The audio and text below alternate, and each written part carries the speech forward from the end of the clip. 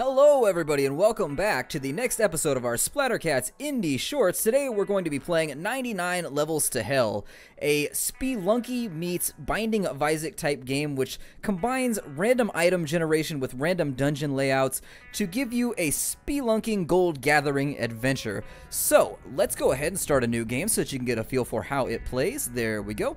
And there's multiple characters you get to pick from. So I only have 2 unlocked because I haven't played a ton. I've played enough. I'm down to like floor 30. I haven't quite killed Satan yet, but I'm on my way. Now, we have the Major, and we have the Magician that we get to pick from. Now, you'll see that they have stats. The Magician has a different max health, and he also starts with 3 bombs, whereas the Major starts with 6 health, 2 bombs, and a damage buff. And so each character plays a little different. They also start with a different weapon. So the Major comes with a machine gun, and the Magician comes with a shotgun. I'm going to start with the Magician because look at that mustache. That is a mustache that could sell chicken, my friends, and that is what I pick a character by. Super awesome facial hair, so let's do it.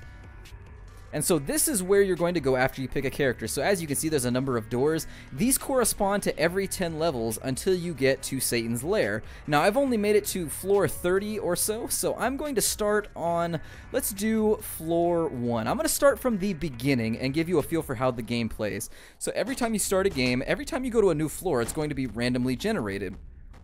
And just like Spelunky, there are floors that you can destroy, there are enemies you have to avoid, but in this game they give you a shotgun with which to dispatch your foes, which I appreciate very much. If I'm going to go fight the devil, I want a gun. I want something that makes a boom. I need a boomstick, I need an equalizer, because he's got crazy Satan powers.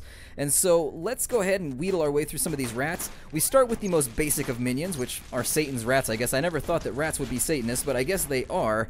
And we've got a shop already, and so there's random things on every floor, although sometimes you get challenge floors, which are the same every time. They may have like a complicated platforming puzzle. And here's a bomb on the ground. Let me grab that. You can use bombs to destroy stone floors, or at least certain stone floors. And let's see what else is on this floor, because I would like to get some money and show off the shop. Now, at its most simplistic form, your goal on every single floor is to find this skeleton key and take it to a locked door, which unlocks the second you get it. Along the way, you'll find gold chests like this one right here, which you will then use to get new gear. Now, that one's got a fire staff in it, which I'm going to take, or a staff of red. And as you can see, it turns me into kind of a laser-wielding Terminator death god. And so we're going to use all kinds of Arnold Schwarzenegger quotes. No, I kid, we're not. We're just going to keep on rolling and doing our thing. And so it doesn't look like there's anything else on this floor. But let's go to the shop, and I'll show you one of my favorite cameos of all time, because I don't know if you guys knew this, but Clerks is one of my favorite movies of all time.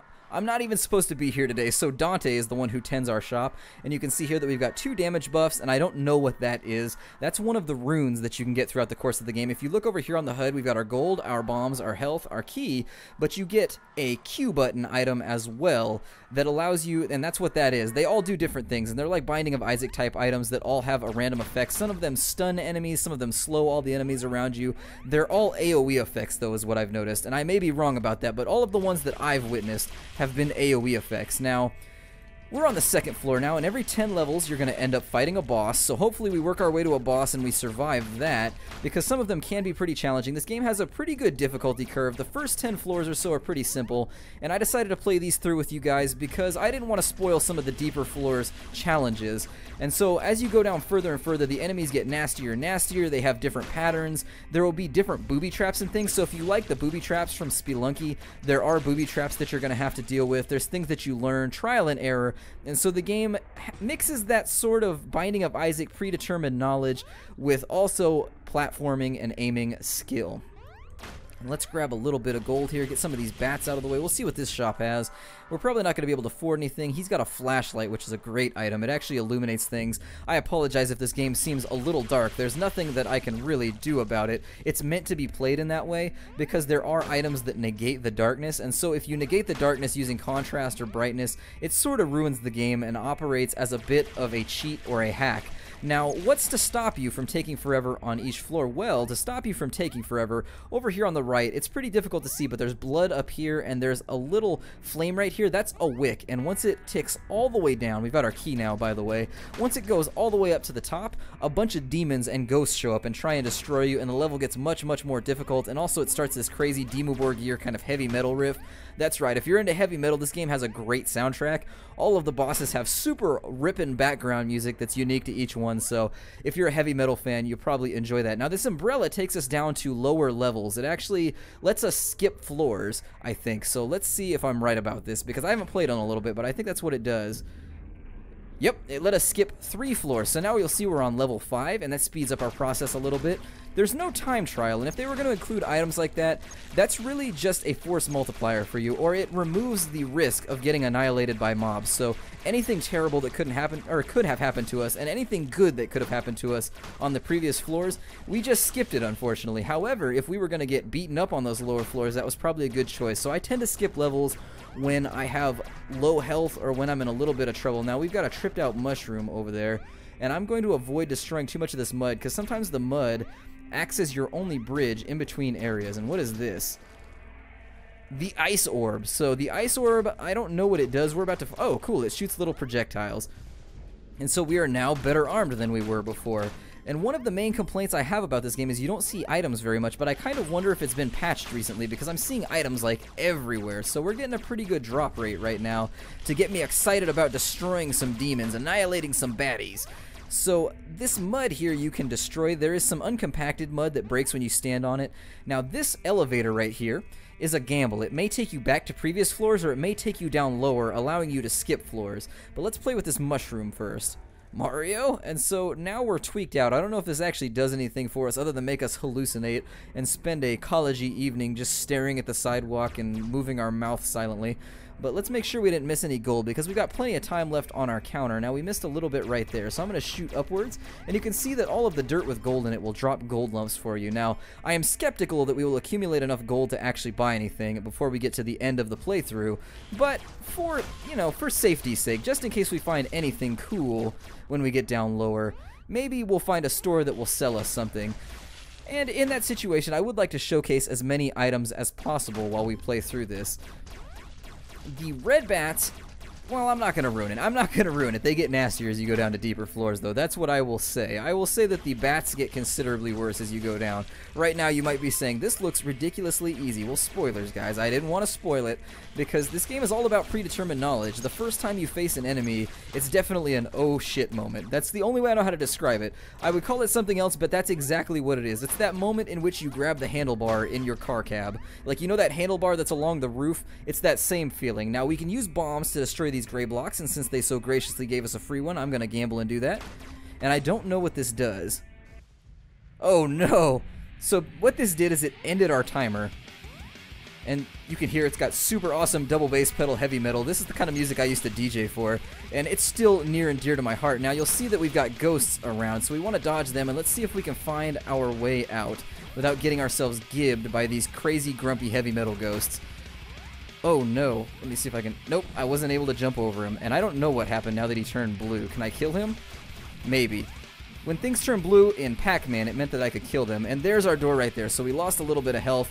And so as you see, the items are not always beneficial. Sometimes they are tricks, and I don't know if the hourglass is the same every time. I know sometimes it extends the time that you have. And actually, I said earlier that this was a timer. This is not a timer. This is how close you are to getting down to hell. I apologize. I thought that was a timer for some reason, but there is an internal timer before those ghosts show up, and that little hourglass used up all of our time. Now, our key is right there. I can go around. I don't need to use a bomb to get at it, and that was a mistake on my part. I just made a noob error. So we've got our key already, so let's hunt around and see if we can get ourselves a little bit of health.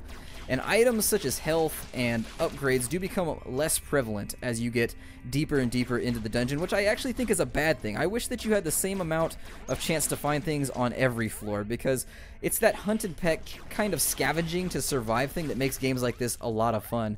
Like in Binding of Isaac, you never know when a piece of gear is going to show up that's going to save you. Now, that door goes to a casino, and we'll play with that in just a second.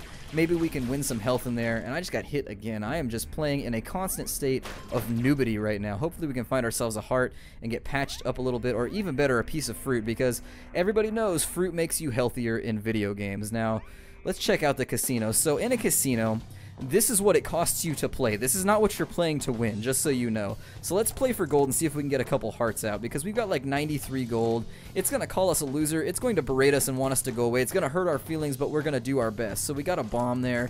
I'm going to take that. And we got an apple, and that's exactly what I wanted to get my health up a little bit. And in a lot of cases, this gambling almost unbalances the game if it's for gold.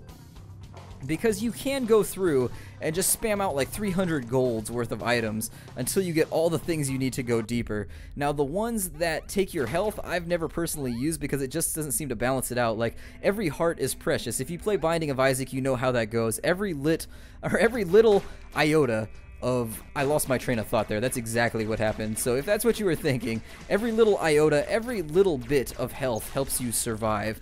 And so I am usually very hard-pressed to separate myself from my own health supply, just being a long-time Binding of Isaac player. And if you want to see somebody play a video game very, very poorly, you should see me play Binding of Isaac. I am the worst at that game. There are people like Northern Lion that make it look good. Like, they play through and they are just like masters of their craft. Me, not so much. I've played the game hundreds of times and I still fail to kill Mom, like every single time. Get that bat out of the way. I don't know why the bats are so hostile here. They must all be on PCP or something. That's a satanic drug, right? PCP is a horrible, horrible drug. Anyways, but let's grab this, and this is one of the runes that I was talking about. Like, I don't know what this one does, so we are going to have to use some trial and error here, but we have the skull rune now, and let's grab that bomb. We are just crazy bombed up. We are bombed up like mad. Pretty soon, if we start putting shades on, the government's going to come after us. That's how many bombs we have. So I'm going to make careful and make sure that we don't buy any aviators. And there's a flashlight. I love the flashlight, so let's grab that. Kill that mouse who's trying to sneak up. And now you can see that we can see a little better. Now, I love the shading in this game, and I don't know if it's a Flash game, but it feels very much like a Flash game to me. So if you are adverse to Flash games, stay away, because that's very much the feeling that it gives. And so now we're on the 9th floor. Hopefully we get a little more health here, and ask and ye shall receive. Let's find out what that skull does. Okay, it kills everything, so that's a pretty good rune to have. You'll see that it floats around. It annihilated everything, but now it's on a pretty long cooldown, so until it cools down, we can't use it again. So I think that's kind of a I'm up Schitt's Creek without a paddle button, and we just used it up. Now, I think if we whittle through all this mud, all these items will drop down to us. Yes, fantastic. What could be better than gold raining from the sky? I can't think of too many things. Raining platinum, quite possibly, but... let's see if we can find our way out of here, because we have a key now, and I am excited to show off the first boss, who is quite a rotund, kind of roly fellow. He's quite mobile. You might say he's a bit tanky if he was an MMO player, but let's see what he's got in store for us. And so here's our first boss fight. He is a little knight on a catapult thing, and he's going to charge us, and I just got run over like a noob. And so he's not too difficult compared to what you may be up against. And, oh god. And I believe I just out-tabbed out right there on accident, so that was all my fault. As all games that run in a windowed mode, I tend to get myself killed a lot by actually clicking off the screen. You probably didn't see it. It probably went on just fine, but rest assured, I didn't stand there and get hit by a tank. And so he's down. And so he drops the key to the next grouping of floors. But to avoid posting spoilers, this is where I'm going to cut off this indie short. So let's talk about the game a little bit. While we'll do one more floor, and as you can see, the motif of the level changes, and we've got these things now that like shoot at you, and we've got new spiders that move around a lot more rapidly, and so you can see that the game gets more difficult. So let's talk about the game. Graphically, I find the game to be charming, and I would always prefer a game that uses hand-drawn colors to 3D. That's just me personally. I love it when the developers take the extra effort to put in a graphic stylization to the game. That is amazing. The sound effects, they work. The music is pretty good if you're into heavy metal, but if you just hate heavy metal, it's probably going to annoy you and you'll probably turn it off. But I know a lot of people turn the sound off in their games anyways. The gameplay is pretty variable, and I've never played through what felt like the same game twice. I always end up with different items. I always end up with different powers. The runes do get recycled pretty quickly, and I do wish that the developer would consider adding a bit more, adding a couple dozen more runes. But that being said, it still has that aspect of trial and error, and it's hard to compare a game like this to Binding of Isaac, because Binding of Isaac has had DLC, it's had loads of patches, and so it's not fair to hold a singular developer who's not grabbing the funding that Binding of Isaac is to the same standard. So that being said, aside from the limited range of items, I found the game to be a lot of fun, and you should probably check it out if you enjoy Spelunky, if you enjoy Binding of Isaac, and if you enjoy platformers in those vein. So, I will see you guys next time, and this has been our playthrough of 99 Levels to Hell, our Splattercat's indie short, that is, and I hope you'll check the game out. It's available on Desura, and I believe it's greenlit on Steam as well. I'll put the price down in the comments so you can judge whether it's worth it to you, and I will see you guys next time. Take care out there, everybody.